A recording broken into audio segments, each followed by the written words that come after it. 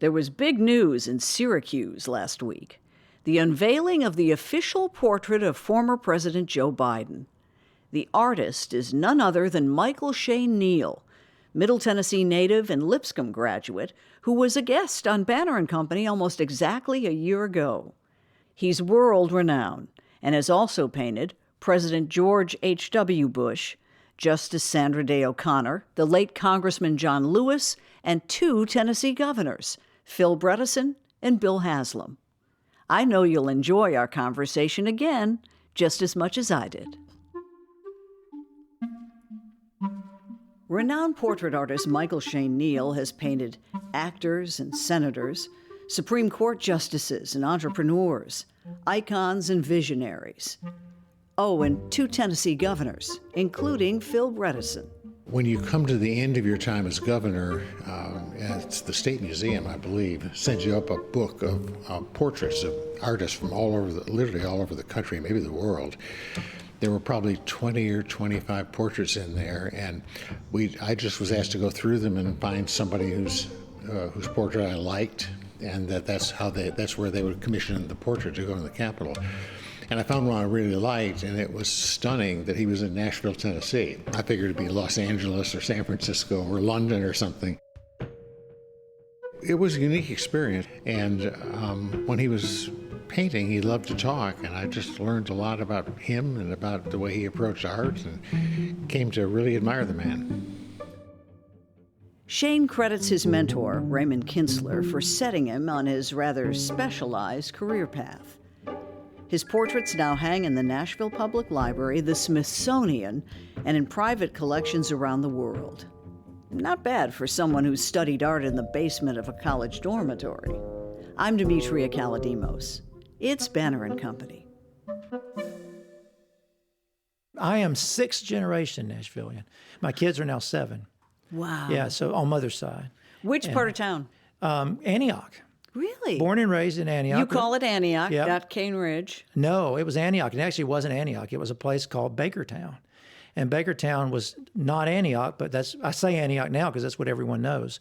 And I know Cane Ridge because my second great-grandfather, which was born on 2nd Avenue, bought a farm in Cane Ridge, which is off of I-24 and Old Hickory Boulevard. The family graveyard is right there at the exit of Old Hickory Boulevard and I-24. But anyway, all that to tell you that Bakertown was a small town that was swallowed up by Metro Nashville. And so unlike Oak Hill or Belmead or you name it, it did not survive. So my uncle was the last resident of Bakertown. Really? And my grandparents' house sold it probably 30 years ago. But the church that I grew up going to there on Antioch Pike at Harding Place just closed after over 120 years of being there. My grandmother went to church there as a child. Wow. And it was called Mill Creek Baptist Church, and then it became Mill Creek Church of Christ, then later Meads Chapel Church of Christ. And they finally got down to about 20 ladies over 80 and a minister, and that was it. So it's really sad to see that last little piece of Bakertown is now gone.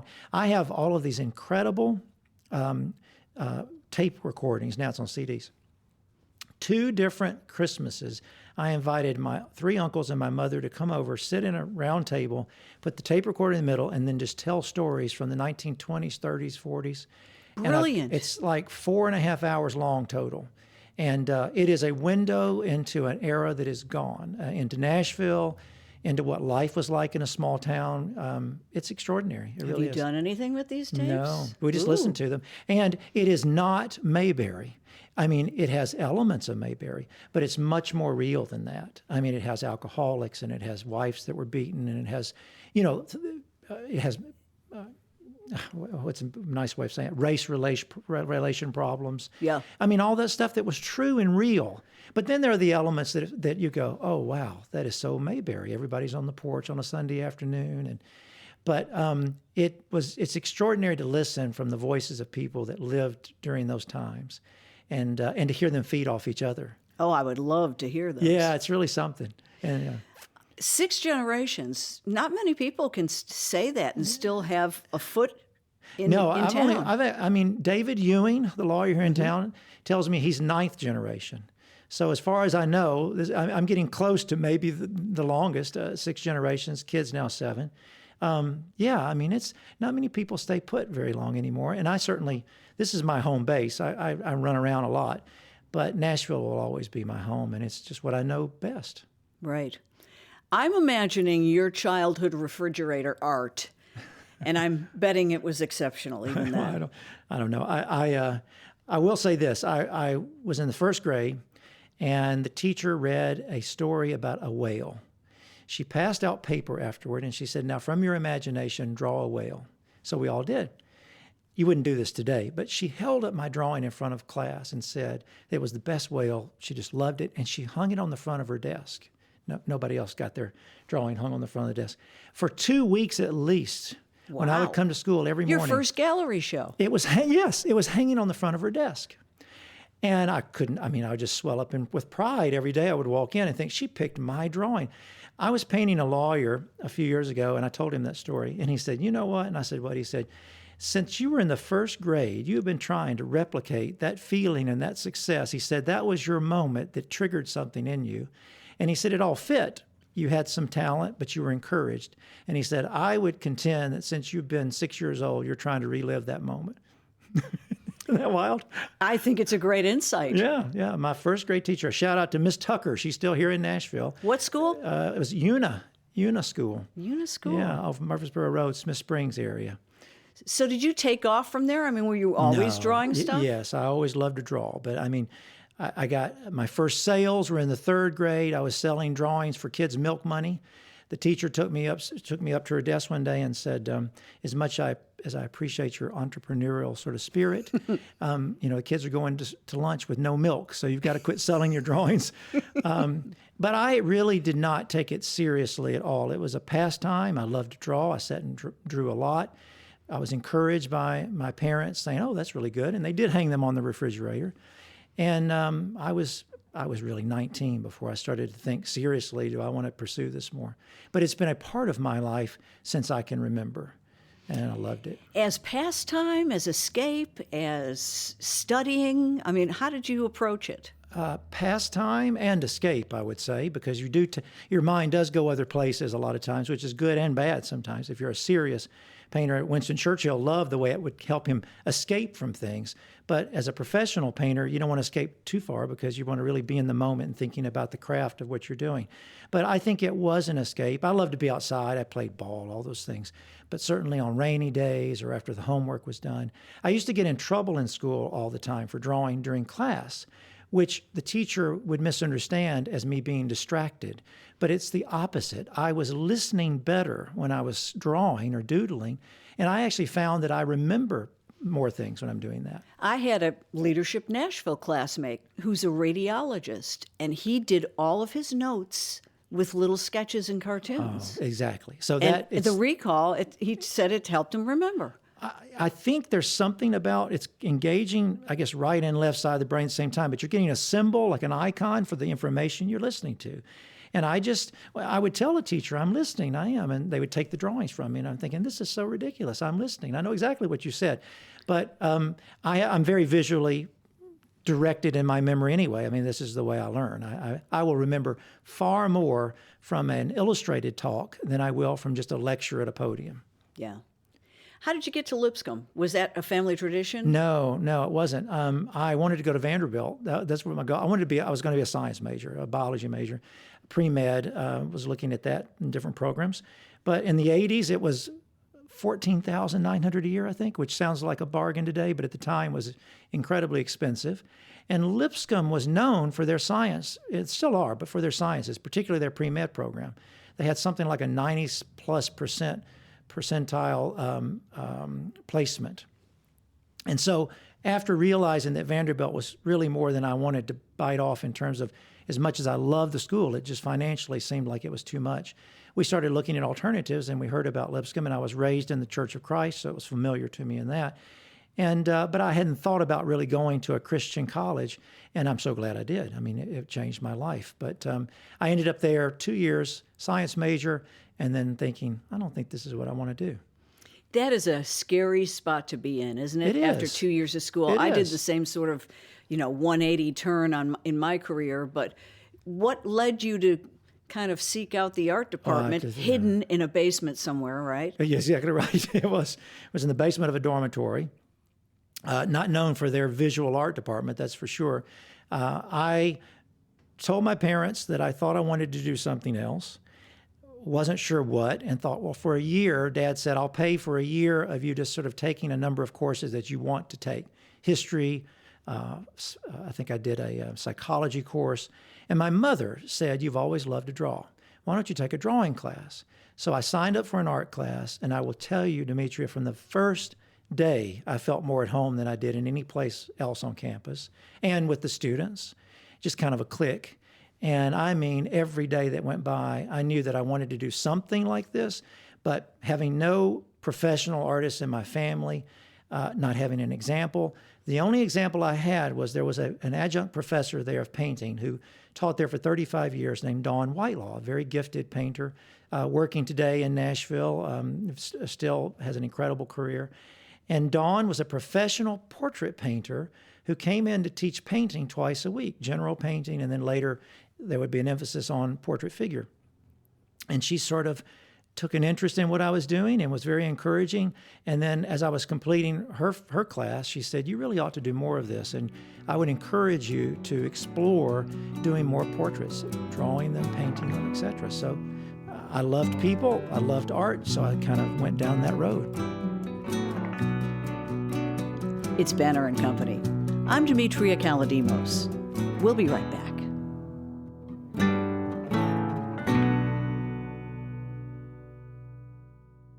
And I know that you eventually seek out your mentor who changes your life, but how did you get the nerve or opportunity? It was like a music student knocking on the door of Beethoven. Saying, I'm here. No, I said to a lawyer one day recently, it's like you left Vanderbilt Law School and the next day you're communicating with John Roberts at the Supreme Court. I joke that all things come back to Nashville, and it is remarkable how many things come through this city in terms of connections that feed out all over the world. But I had donated a small painting to a charity that was being auctioned off at Bellmead Country Club. And the person that was coordinating the event saw the painting and commented to someone that she really liked it and that it reminded her of the work of an artist that she had once dated, a man named Raymond Kinstler in New York City. And somebody that was there said, I think that this artist loves Kinstler. I've heard him talk about it. Well, what ultimately happened was that person brought her to meet me before she left town. And she said, the next time I talk to Ray Kinstler, I'm going to tell him I met you. This 22-year-old artist who's just left Lipscomb. I've rented a tiny studio space in Hillsborough Village. She, true to her word, about 6 months later, she called me and said, I just got off the phone with Ray Kinstler. Now, he was at that moment painting Ronald Reagan for the White House, to give you kind of a sense of the level of an artist that he was. And she said, he said that the next time you're in New York, you can give him a call. And here's his number. It's private. Don't give it out. But the next time you're in New York. Now, again, I had never been to New York in my life. You're not in New York, I've never been to New York in my life. I don't think I'm ever going to go to New York, let alone meet Ray Kinstler. And here I've had someone that I have met that actually knew Ray Kinstler. That was almost good enough for me at that moment. I know somebody that knows Ray Kinstler. But then I've got this telephone number. My best friend was transferred to New York with Bankers Trust. And he got an apartment at 2nd Avenue in Battery Park South. And he said, look, if you can get the money to get to New York, you can stay in my apartment as long as you like and try to meet this Kinstler guy. So I scraped up the money. I went to New York City. I didn't call him ahead of time. I didn't write him a note, nothing. I mean, I just showed up in New York with his telephone number and a small packed bag. And I brought some photographs and an example of work that I'd done. A drawing I'd done of him, interesting enough. I wanted him to autograph it. Hey, that's smart. Well, I got the idea from him, actually. He used to draw people that he admired, get them to autograph it and hang it in his studio. You know, Norman Rockwell, you name it, different people. So I call him up, I leave him a message, and the next day he phones me. My very first day in New York City, my first full day in New York City, Ray Kinstler calls me on the phone, returning my call, and sadly couldn't have been nicer, but said, I'm leaving on a train today to go to Washington to meet with someone. Then I'm flying to France to visit my daughter, and we'll be there for 10 days. She still lives there today, 30-something years later. And he said, but the next time you're in New York, I would love for you to get. I thought, I'll never be here again. And then I said to him before we got off the phone, he said, I'm anxious to see, he said, I'm eager to see your work. And I said, well, I brought some examples with me. And he said, I feel so bad. You've come all this way and I can't see you, and you brought your portfolio. He said, could you photograph the work and send it to me? And I said, yes, sir, I can. And he gave me his address. And he said, please don't give it out. It's my private address. And I was thrilled. So that was the morning. And in the afternoon, the first bombing of the Twin Towers happened, with the truck bombing going in the bottom of the Twin Towers. Yeah. So I was at the Met when all that happened, and I heard sirens and sirens. It was before the time of cell phones. So I just thought, man, this is New York City. There's somebody getting killed every 5 minutes. I mean, this is what this city's all about. Come to find out, they were trying to blow up the towers. So what a first day in New York. No kidding. So was he immediately impressed? I mean, how quick did you hear from him after you sent off this parcel? What a good question. So 3 or 4 months passed by, and then a note came in the mail, a handwritten note, and he said that he had been on the road constantly, but he had the package, and he said, I will write you in detail soon. Well, if he didn't, I was still thrilled that he had acknowledged it. But what happened was this is my whole life really, but what happened was another moment that if it hadn't happened that way, I might not be here today doing what I'm doing. And that is that Mr. Kinstler, Ray Kinstler, was at that moment falling in love with the woman who he ultimately married, and they stayed married nearly 30 years before his death, Peggy Kinstler. And Peggy traveled to New York for her first ever weekend to spend with Ray Kinstler, as they had just begun dating, just began recently before that dating. And as he walked in the door with her, they handed him his mail, and my package was there, oversized. She remembers it to this day. And she said, as he got on the elevator, he said, I don't know anybody in Nashville. Who is this? So when he got to the apartment upstairs, he opened it up, and inside was my charcoal of him and then examples of my work and photographs. And she said he propped it up on the table and commented on that he thought it was good. And she said all weekend long, that drawing sat there. And that was the weekend that they decided that they were going to marry and stay together the rest of their lives. And I think that if my drawing had not been there all weekend as a part of this moment that his life was changing, that maybe it wouldn't have happened the way it did. But he wrote me back in detail, telling me the things that he would do differently with the work, praising things that he thought was done well. And then he signed the drawing and said, to Michael Shane Neal, a strong, well-handled portrait from your delighted victim, Everett Raymond Kinstler. So I just love. And then I was like on cloud. You cannot even, there's no way for me to describe to you the feeling that I had reading that letter, seeing that he had seen my drawing. And I could have just flown from that point on. And the best part, Dimitri, at the end of the letter, he wrote at the bottom with his fountain pen. He typed it on an old pound typewriter. No secretary. He was doing it himself. And he wrote at the bottom after he signed it, send more when you have them.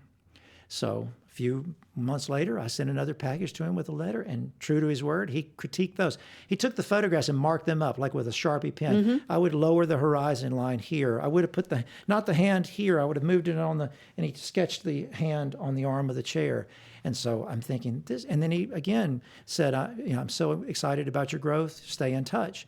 But out of the blue, about a year into our pen pal relationship, I got a handwritten note from him saying that he was dating a gal out west, which was Peggy. And he said, I'm going to go and paint with some friends for a week in Big Timber, Montana. And if you want to meet me at the Big Timber Hotel on June the 3rd at a given time, we'll head out to these cabins and we're going to paint for a week. Well, it turned out it was about 30 people that came. But it was the week that changed my life forever. Mm. And he took a real interest in me then. He seemed to even like me better in person. We got along even better in person. He had a real voice to go with it. And it has not been a dull moment since. It sounds like he was an incredibly generous man with his knowledge. Yes. I mean, so many people might feel threatened. No. Young Turk coming after his turf. No. He used to say to us all the time, those of us that had the privilege of being sort of in the inner circle, which was, if you find any value in what I'm giving you, it's because it came from someone else. And the only way I had this information is it was passed to me. So I ask you to please pass it on to others. And he said, if you see something you don't like, it's probably my own bad habits. So just skip over that, He was, and it's not uncommon in the world of visual arts to find that artists just want to see the next artist do as well as they possibly can, grow in this craft of sculpture, painting, whatever it is. And he was always that generous. Now, he was an incredibly generous-hearted man, but in his entire life, it was all about trying to see the world of art and beauty become stronger and stronger. And he felt that if everyone was doing it, it was like that rising tide lifts all boats, a sort of Kennedy quote. He believed in that wholeheartedly. What did he teach you that you wouldn't have gotten on your own? Probably the list is long. The list is long because it wasn't just the craft, the techniques that improved under my time with him, which is assuring me that drawing was the key to everything. So that's the foundational skill. So constantly trying to improve the craft of drawing, helping us to understand stronger compositional approaches to our work, better color. I don't want to get too much in the weeds in that, but just all of the techniques were, I have been able to grow and enhance those because of the directions that he gave me. But then there was the other part that was so huge, which was how to manage your career as an artist, how to manage clientele when you're dealing with people who come in and ask for something maybe that is so off the wall and you're thinking, oh, this is just a really crazy idea. How do I artfully tell them that this won't work? But he was just a straight shooter. I mean, he had the highest level of integrity. His honesty was always on display, but never in an unkind way. He didn't say anything, even though it might have been the truth. He didn't hurt your feelings in that way. But he just was such a man of strength and moral character that it shaped everybody around us. Everybody around him was better for knowing him. It was extraordinary. Yeah. Wow. But he was around people from a different era too growing up. His mentors, his teachers were people from the 19th century that came up in a different time and really felt that you had to have an incredible level of integrity in your work and in your daily business dealings with everyone that you were working with. And he displayed those always. It's Banner and Company. My guest is renowned portrait artist Michael Shane Neal. We'll be right back.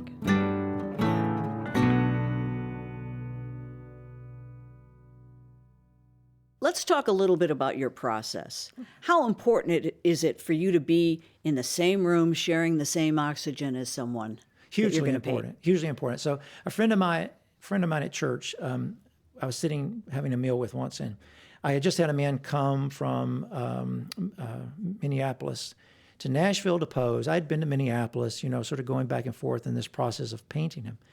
And she said, now, why do you need to do that today when you can make a photograph and come back and paint? She loves England, had always loved England, and always wanted to go and had books and books and books on England. Well, it wasn't until recently that she got to go for the first time. And I said, when you went to England, was it different than looking in your books? She said, yes, of course it was. Of course it was different. Yes. And I said, that's the same thing. For me to go and meet someone is one thing and make photographs, but to spend time with them is all the difference in the world. You need that interaction. So it's not only on a visual level, and my senses are I'm always just constantly trying to be aware of what's going on, how that person's posing, how they use their hands or don't use their hands, their inflection in their voice, the way they move their head. But I'm also looking for somewhat of a connection spiritually, like between that spirit, the human spirit that's right in front of me, and that can only be received, captured by the interaction in person. And so I find that there are things that are happening that I'm not even fully aware of, but they're coming out of the brush, and they're coming from me somehow as I'm interpreting what I'm seeing and feeling. It doesn't feel the same when you're just looking at a still photograph. Are people nervous and then they get more relaxed? Yes. Yeah, some people come in ready to go. Most people are apprehensive about the process. Most people have never posed for a painting before. I had a man that came in once who said, I've not been looking forward to this at all. And I said, oh, I'm so sorry. And he said, well, not so much your art or the paint. I love your work. It's just that I don't like some things about myself, and I've always heard that artists probe, and I'm afraid you'll find these things, and I don't want them in my painting, And I have found that over the period of time you're working with them, you develop a level of trust with them, and then they really do open up and talk very freely. And I've had people tell me things that I pause as I'm painting and think, did he just say that? I don't, I kind of, think, well, I'm never repeating that again, But there are things that people will reveal about themselves even that you're surprised. But it does help. It does give me a better sense of who they are and what they're like at their core. Are you freezing them in time? Can't they change from day to day, month to month? Yes, they do. And that's an important part of the process. Now, I supplement with photographs as well. It's the way that you keep modern portraiture alive. What about video? Is it better than a photo? I have been working on a portrait of remember the politician Ross Perot from 40 years ago? Oh, yeah, sure. So I'm doing a posthumous portrait of Ross Perot. I've been watching these infomercials that he did, which I think he was the first to ever do this. They are so valuable to me as I'm painting to be able to listen and hear the voice, watch him. It's as if he's sort of there. So yes, video is very helpful and a big part of today's, I think most artists use it along with the still photographs. How long can a portrait take? A long time. I can take as long as you'll give me is what it is, because an artist never finishes a picture. So deadlines are very important. So I have to pry it out of your hands at the end? Yes, there are times. Yes, it's a normal part. And occasionally you look around and realize that you've got to pay the light bill, so you've got to send one out. But you're never really finished with them. You just sort of find a good place to finish or to stop. Is what Robert Henry was a great artist who said, you never finish a picture, you just find a good place to stop. It just doesn't always ring every bell. I think that's normal and natural for an artist. I think that's what makes you pursue growth and hopefully more and more excellence in your work because you're pushing yourself harder and harder. Kinstler told me once, he said, the more you learn, the more critical you'll become of your work. And he said, if you find yourself more frustrated in 25 years than you are right now, he said, good, because that means that you've learned more and you expect more of yourself. Huh. Yeah. Can you say no? Well, yes. I mean, sometimes the request is just something that doesn't fit. Sometimes I know I'm not a good fit for the project. I just recommended my daughter is an amazing young artist. She's incredible. Thank you. She's 23. I just recommended something to her yesterday that I just can't take on. I wish I could, but I just can't. But it'll be a great project for her. I have not reached the point where I'm tired of any particular subject.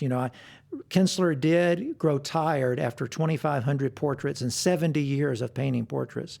Of painting, he used to say, another man in a business suit. Mm-hmm. And during his era, it was much more of the cookie cutter same thing than it is for me today. So now you have more diversity in positions of maybe management or power. You have men and women as opposed to just what was mostly white men at one point. And he painted hundreds of them. And at some point, they begin to sort of look alike. And so he had to be careful that he was actually painting who was in front of him and not just another gray-haired man in a business suit. Yeah. Give us a war story. I know you've got one involving a particular lawmaker, and it just took a long time, right? Oh, so yes. Well, if you're a portrait artist for very long, you'll have a lot of war stories because if you think about what we do, it's really interesting because people's view of themselves, their image, is something that sometimes they shape for a long time. And they're very protective of. Other people are far less aware of it. They come in and they say, okay, here I am, do whatever you see. Other people have distinct ideas as to what they want. One commission that did go on for a year and a half that was a real challenge, but a huge honor for me, was to paint a politician from West Virginia named Robert Byrd, who had been the longest serving U.S. Senator in American history at the moment that I met him. And he was nearly 90 years old at that time. And so first challenge was I had to roll back the years and paint him younger because he wanted to look younger. I do a lot of that. I do more plastic surgery than any plastic surgeon in Nashville or anywhere else. Yeah, mine's permanent though. It lasts for a long time. Great results. Yeah, thank you.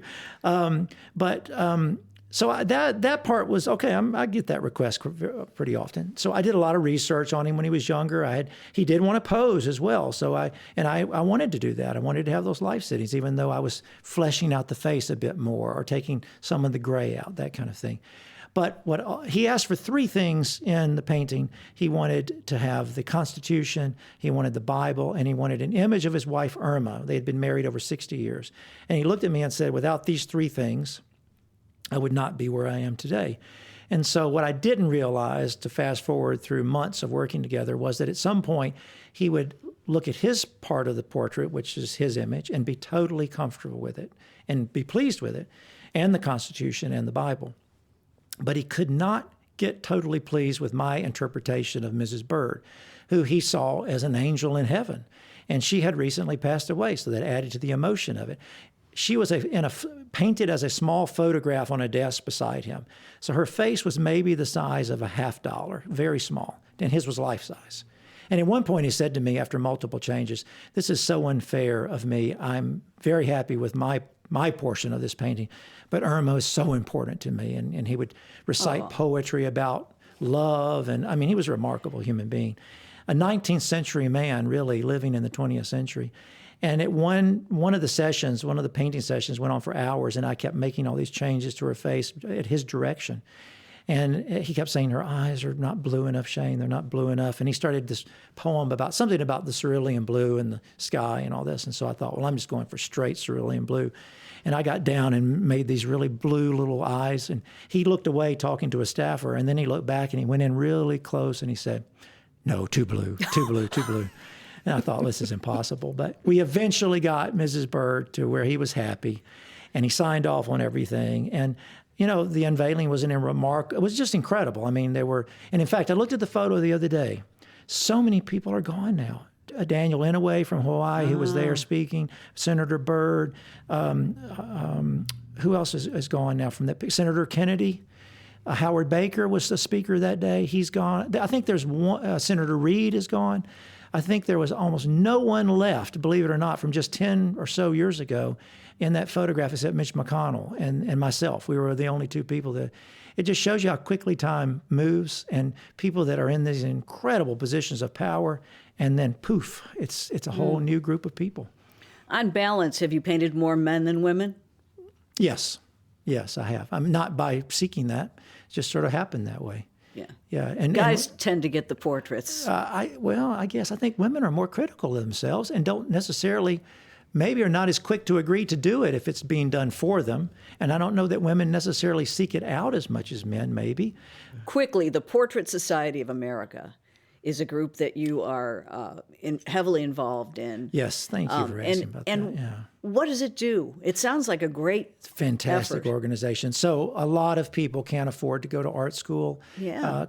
All over the country, there are artists that are dying to take classes or dying for information, and it's one of our main missions. Ray Kinstler and some other incredible artists 30 years ago got together and decided to create this non-for-profit organization to essentially raise money and then help to make educational materials available to artists all over the country and the world, really. Our largest part of our membership is from the U.S. And also, most of the artists that we have involved, which are some of the top in the world in their craft, they actually volunteer their time. But we have online, we have these wonderful classes that go on online. We have a lot of printed materials that we produce. We have a conference once a year that several hundred artists attend, usually about 700 to 800 portrait figure painters. And we have the #1 competition in the world. And it is the Oscars of the portrait painting world. It's a $50,000 first prize. Can change an artist's life to win that. And it's also changes an artist's life because of all the positive press that come as a result. So Kinstler's vision, along with the other folks that were involved at the time, and I mentioned him only because of my relationship with him, but their vision for this is now 27 years old.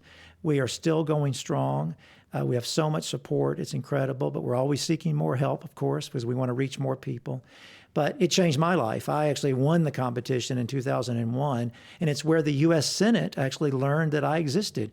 I didn't know there was a curator of the United States Senate, but she read an article about my work and saw that I won, and she called me and said, Wow. "Would you send a portfolio to us?" And next thing I knew, a few months later, I got a commission at the U.S. Senate, and on and on. But it came as a result of that competition that we hold each year. I want to ask one quick question about your portrait of John Lewis, which I know has It's hugely important to me. and it also has a little distinctive, Yes. unfinished section. Why? Yeah. So, of course, being a Nashvilleian, hugely interesting, I think, that a white man born in 1968 in Nashville, Tennessee, would end up in Washington, D.C., in John Lewis's office to paint his portrait for the Smithsonian National Portrait Gallery. And I said to him on our first meeting, sitting there, I said, could you have ever imagined somebody like me, having known that he started his sit-ins here, his arrest started here, I think he was arrested about a dozen times in Nashville. And he looked at me and kind of smiled, and he said, well, first off, I never thought anyone would paint my portrait, let alone for a museum. But he said, certainly no one that looked like you, you know. And we had a good laugh about it. But I said to him at one point, this is part of me getting to know the person I'm painting, which is why it's so valuable to spend time with someone you're painting, because this would not have happened. I couldn't have had the vision for the portrait. I said to him, Congressman, could you have imagined since 1968, when I was born, to today, we would have made as much progress in civil rights as we have in that period of my life. I said, in fact, there are things that I read about that I can't even believe happened. It just seems impossible to me. And he looked at me and he said, you know, the one part of that I really appreciate, and that's what I've worked for my whole life. Another part of that concerns me a little, because I don't want you to ever not know that it happened, because it could happen again, you know. And then he said, but you know, as much as I've accomplished in my career, and many others have, there's still so much work left unfinished, still work left to be done. Well, I remember that as clearly as it was just an hour ago, but I left there not knowing what I was going to do with the painting. And then as I'm working through my studio process, sketches, and trying to come up with a concept for the painting, one day I thought, I wonder, as I was reflecting on that conversation in his office that day, I wonder if I finished portions of my painting completely, but then other portions of my portrait of him I left intentionally unfinished, which is not characteristic of my work. And so I submitted the idea to his chief of staff. They loved it, so I started working on the painting. Then sadly, the congressman was diagnosed with pancreatic cancer, so I had to really work quicker. And he saw the painting 2 months before he died, and he really loved what I had done. And it was very exciting that when the portrait made it to the Smithsonian, unfortunately, you know, that was during COVID and all that. When they reopened for a period of time when they could during COVID, it was the centerpiece of an exhibition there called The Struggle for Justice, which is still hanging there today. It's now permanent. And he is directly across, by the way, from the Barack Obama portrait. So the two of them are looking at each other. Wow, cool. There in the museum. So, you know, it is the greatest, probably one of the greatest experiences that I will have, because it was such an incredible moment in our history. And also from a Nashvilleian standpoint. Absolutely. I think it's just something that I'll never forget.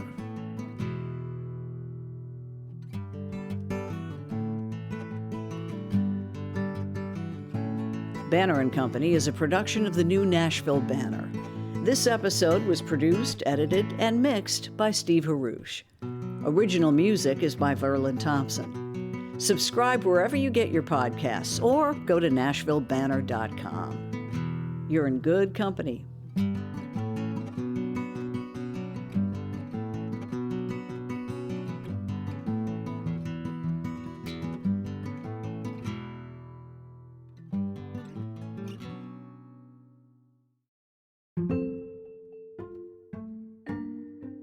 Our last question is in the fishbowl. Oh. And you kind of take your chances here. Oh, boy. Next question here. Posed by someone who sat in the chair before you. Oh, really? Whoever that might have been. Do I say who it's from? Linda Rose. What is it that you want to do and you haven't started yet? I know the answer to that question, because since I first picked up a pencil, I was a great lover of history, and I loved to sit, draw people from history, from my encyclopedias. And when I was 10 years old, I went to Washington, D.C., you know, with your parents to do the history thing, and we did a White House tour. And my parents bought a book on the presidents, and the image of the president was the painted portrait of the president, and then there was a one-page history. The last man in the book was Jimmy Carter, and it was a photo because he hadn't been painted yet. The one just before that was of Gerald Ford, which was painted by my teacher, Ray Kinstler. So the last painted portrait that I was always admiring and trying to copy as a kid with a pencil was by Ray Kinstler, and of course the first by Gilbert Stuart, George Washington. Since I was 10 years old, I have wanted to paint a president for the White House. But I just got my first commission to paint a president, which is President Biden. I won't say much more about it for that yet. It's not for the White House, though, but it's for a wonderful institution. And I just was in New York 2 days ago, found that book on the shelf in my loft, the one from 10 years old. It still has the White House ticket stamp from August of 1977 inside of it. And I'm going to take it to President Biden when I go for my first sitting. Great idea. And tell him that he is the first living U.S. president that I've ever got to meet or to paint. And I want to know if he'll sign the book for me. But I still hope someday that before I'm gone, I'm 56, so I've maybe got at least 40 more years. I would love to have the honor of painting a president's portrait to go in the White House collection, because that's I think it's sort of the Mount Everest of painting portraits if you're an American portrait painter.